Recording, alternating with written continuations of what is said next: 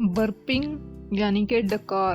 کیا آپ نے کبھی سوچا ہے کہ جب آپ کھانا کھانے کے بعد ڈکار لیتے ہیں تو آخر یہ آواز کہاں سے آتی ہے؟ بعض اوقات یہ آواز بلند ہوتی ہے اور بعض اوقات کم ہوتی ہے، خاموش سی ہوتی ہے، لیکن یہ عمل کیوں ہوتا ہے؟ ڈکار، جسے میڈیکل ٹرم میں بیلچنگ یا اریکٹیشن کہا جاتا ہے، ایک عام جسمانی عمل ہے جس میں گیس آپ کی خوراک کی نالی سے ہو کر منہ یا ناک کے ذریعے باہر نکلتی ہے۔ خوراک کی نالی کو ایسوفیگس کہا جاتا ہے، تو گیس ایسوفیگس سے ہو کر منہ یا ناک کے ذریعے سے باہر نکلتی ہے۔ اس کا مقصد پیٹ میں جمع ہونے والی ہوا کو نکالنا ہوتا ہے تاکہ پیٹ میں دباؤ نہ بڑھے۔ ڈکار یا برپنگ یا بیلچنگ یا اریکٹیشن یہ ایک قدرتی عمل ہے اور ہر انسان اسے کبھی نہ کبھی ضرور محسوس کرتا ہے۔ تو سمجھتے ہیں کہ ڈکار کیوں آتی ہے اور اس کا عمل کیا ہے، یہ کیسے ہوتا ہے۔ ہمارے پیٹ کے ساتھ جڑی ایک اہم ساخت ایسوفیگس ہے جو کھانے کی نالی کہلاتی ہے۔ اس نالی کے دونوں سروں پر ایک والو ہوتا ہے جسے اسفنکٹر کہا جاتا ہے، اپر اسفنکٹر اور لوور اسفنکٹر۔ یہ والوز بہت مضبوط ہوتے ہیں اور کھانے کے بعد پیٹ میں جمع ہونے والی ہوا کو روکنے کا کام کرتے ہیں۔ ان کا مقصد یہ ہوتا ہے کہ کھانا کھانے کے بعد کھانا واپس منہ میں نہ آئے۔ آپ کو شاید یہ جان کر حیرانی ہو کہ جب ہم کھانا کھاتے ہیں یا کچھ پیتے ہیں تو ہماری غذا کے ساتھ کچھ مقدار میں ہوا بھی ہمارے پیٹ میں چلی جاتی ہے۔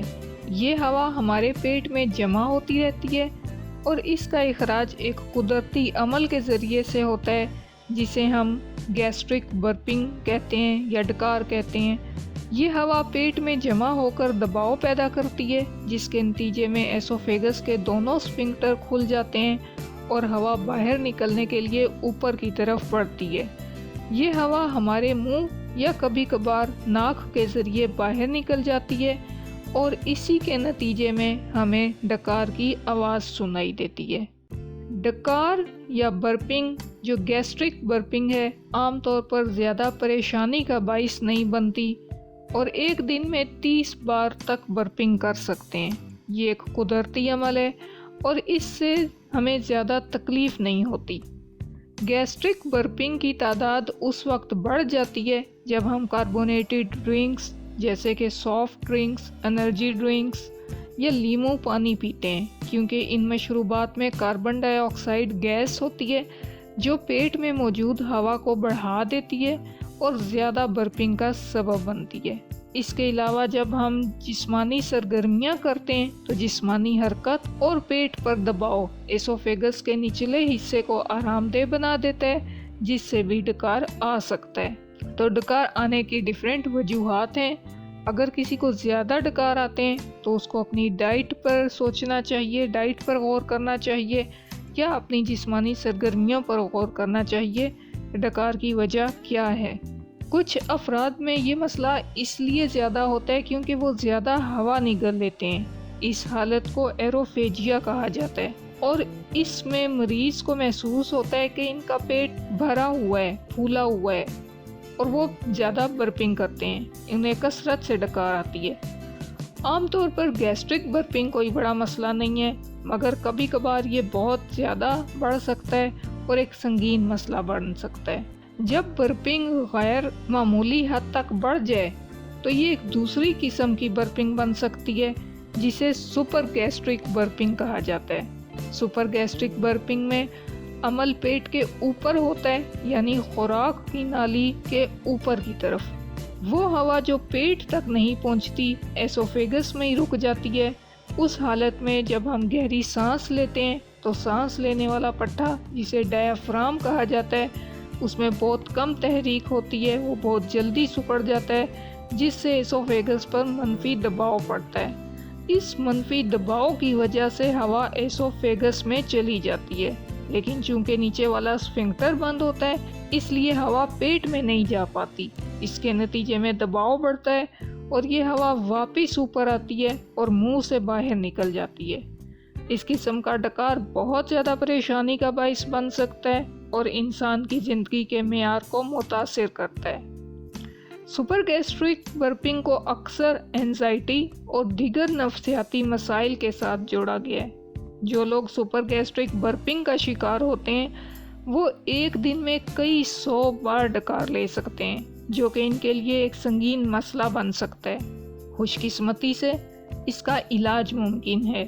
میڈیسنز کے علاوہ اس کا علاج خاص تھراپی، ورزشوں کے ذریعے سے بھی کیا جا سکتا ہے۔ خاص قسم کی مشقیں بھی ہیں جو سانس کے پٹھے اور ڈایافرام کے درست استعمال پر توجہ مرکوز کرتی ہیں، اور ان کی مدد سے سپر گیسٹرک برپنگ کو کم کیا جا سکتا ہے۔ اپنی روزمرہ زندگی میں آپ کچھ طریقے اپنا کر ڈکار کو کم کر سکتے ہیں۔ اچھی نیند لینا ڈکار کو کم کرنے میں مددگار ثابت ہوتا ہے۔ کم شکر اور نشاستے والے کھانے بھی اس مسئلے کو کم کرنے میں مددگار ثابت ہوتے ہیں۔ شوگر کا استعمال کم کریں، کاربوہائیڈریٹس والی غذاؤں کا استعمال کم کریں تو یہ بھی مددگار ثابت ہوتا ہے۔ چبانے کی عادت کو کم کریں اور گم چبانے سے بچیں۔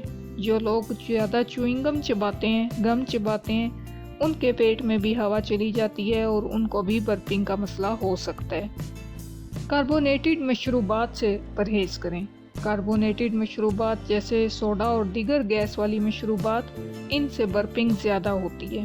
اسٹرو کے ذریعے پینے سے بھی ہوا کم نکلی جاتی ہے، جس سے ڈکار کی مقدار کم ہو سکتی ہے۔ تو اگر آپ کو برپنگ کا ایشو ہے تو آپ بجائے گلاس سے منہ لگا کے پینے سے اسٹرو سے پئیں۔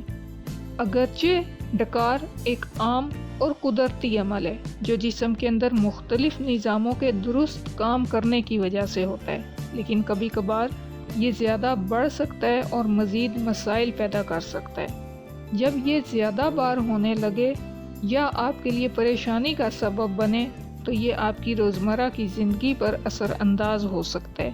اس لیے اس پر توجہ دینا ضروری ہے تاکہ آپ اس مسئلے کو کنٹرول کر سکیں اور اپنی صحت کو بہتر بنا سکیں۔ خوش قسمتی سے اس کا علاج ممکن ہے۔ اپنے طرز زندگی میں تبدیلی کر کے، اپنی خوراک میں تبدیلی کر کے آپ اسے کنٹرول کر سکتے ہیں۔ اگر ڈکار بہت زیادہ ہوں اور آپ کی روزمرہ زندگی پر اثر ڈالیں تو ڈاکٹر سے مشورہ کرنا ضروری ہے۔ اگر آپ کو برپنگ کے مسائل ہیں تو اس کا علاج ممکن ہے۔ اپنی صحت کا خیال رکھیں اور ڈکار کی تکلیف سے نجات حاصل کریں۔